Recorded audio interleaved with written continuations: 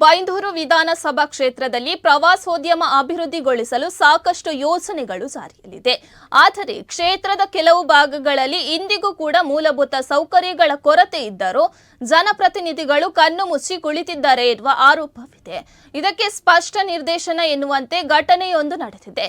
ಜೀವನ್ಮರಣ ಹೋರಾಟ ನಡೆಸುತ್ತಿದ್ದ ರೋಗಿಯನ್ನು ಆಸ್ಪತ್ರೆಗೆ ದಾಖಲಿಸಲು ಆಂಬ್ಯುಲೆನ್ಸ್ ಬರಲು ರಸ್ತೆ ಇಲ್ಲದೆ ಪರದಾಟ ಮಾಡಿದ ಘಟನೆ ನಡೆದಿದೆ. ಹೌದು, ಬೈಂದೂರು ವಿಧಾನಸಭಾ ಕ್ಷೇತ್ರದ ಕುಂದಾಪುರ ತಾಲೂಕಿನ ತಲ್ಲೂರು ಗ್ರಾಮ ಪಂಚಾಯತ್ ವ್ಯಾಪ್ತಿಯ ಉಪ್ಪಿನಕುದ್ರು ಕಳುವಿನ ಬಾಗಿಲು ಪ್ರದೇಶದಲ್ಲಿ ಮೂಲಭೂತ ಸೌಕರ್ಯಗಳ ಕೊರತೆಯಿಂದ ಸ್ಥಳೀಯರು ತೀವ್ರ ಸಂಕಷ್ಟ ಎದುರಿಸುತ್ತಿರುವ ಹೃದಯ ವಿದ್ರಾವಕ ಘಟನೆ ಬೆಳಕಿಗೆ ಬಂದಿದೆ.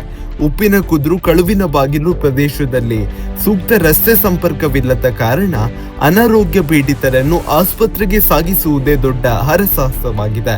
ಇತ್ತೀಚೆಗೆ ಸ್ಥಳೀಯರೊಬ್ಬರಿಗೆ ಹೃದಯಾಘಾತ ಸಂಭವಿಸಿದ ಸಂದರ್ಭದಲ್ಲಿ ಆಂಬ್ಯುಲೆನ್ಸ್ ಸ್ಥಳಕ್ಕೆ ಬರಲು ದಾರಿ ಇಲ್ಲದೆ ಕುಟುಂಬಸ್ಥರು ಗೋಳಾಡಿದ್ದಾರೆ. ಕೊನೆಗೆ ಬೆಳೆ ಬೆಳೆದ ಕೃಷಿ ಗದ್ದೆಯ ಮೇಲೆಯೇ ಆಂಬ್ಯುಲೆನ್ಸ್ ಚಲಿಸಿ ರೋಗಿಯನ್ನು ಆಸ್ಪತ್ರೆಗೆ ಸಾಗಿಸಲಾಯಿತು.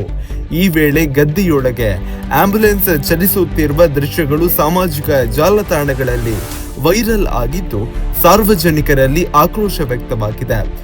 ಸುಮಾರು 35ಕ್ಕೂ ಹೆಚ್ಚು ಕುಟುಂಬಗಳು ಇಂದಿಗೂ ರಸ್ತೆ ಸಂಪರ್ಕವಿಲ್ಲದೆ ಬದುಕು ಸಾಗಿಸುತ್ತಿದ್ದು, ಅನಾರೋಗ್ಯ ಮಾತ್ರವಲ್ಲದೆ ಸಾವು ಸಂಭವಿಸಿದ್ರು ಅಂತ್ಯಕ್ರಿಯೆ ನಡೆಸಲು ಸಹ ಸೂಕ್ತ ವ್ಯವಸ್ಥೆ ಇಲ್ಲದ ಸ್ಥಿತಿ ಇದೆ ಎಂದು ಸ್ಥಳೀಯರು ದೂರಿದ್ದಾರೆ. ಸುಮಾರು 300ಕ್ಕೂ ಹೆಚ್ಚು ಮಂದಿ ಈ ಪ್ರದೇಶದಲ್ಲಿ ಮೂಲಭೂತ ಸೌಕರ್ಯಗಳಿಲ್ಲದೆ ಬದುಕುತ್ತಿರುವುದಾಗಿ ಸ್ಥಳೀಯರು ತಿಳಿಸಿದ್ದಾರೆ.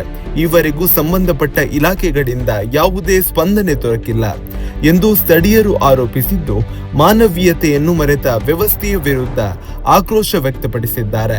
ತಕ್ಷಣ ರಸ್ತೆ ಸೇರಿದಂತೆ ಅಗತ್ಯ ಮೂಲಸೌಕರ್ಯಗಳನ್ನು ಒದಗಿಸುವಂತೆ ಸ್ಥಳೀಯರು ಆಗ್ರಹಿಸಿದ್ದಾರೆ.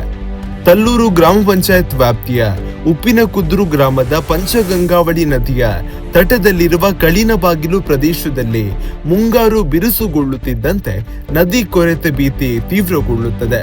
ಪ್ರತಿ ಮಳೆಗಾಲದಲ್ಲೂ ಆತಂಕದಲ್ಲೇ ಬದುಕು ಸಾಗಿಸುವ ಸ್ಥಿತಿ ಇಲ್ಲಿನ ನಿವಾಸಿಗಳದ್ದಾಗಿದೆ. ಕಳಿನ ಬಾಗಿಲು ಪ್ರದೇಶದಲ್ಲಿ 30ಕ್ಕೂ ಹೆಚ್ಚು ಮನೆಗಳಿದ್ದು, ಬಹುತೇಕ ಮನೆಗಳಿಗೆ ರಸ್ತೆ ಸಂಪರ್ಕವೇ ಇಲ್ಲ. ಯಾರಿಗಾದ್ರೂ ಅನಾರೋಗ್ಯವಾದ್ರೆ ಕುರ್ಚಿಯಲ್ಲಿ ಕುಳ್ಳಿರಿಸಿ ನಡೆದುಕೊಂಡೇ ರಸ್ತೆಯವರೆಗೆ ಎತ್ತಿಕೊಂಡು ಬರಬೇಕಾದ ಸ್ಥಿತಿ ಇದೆ.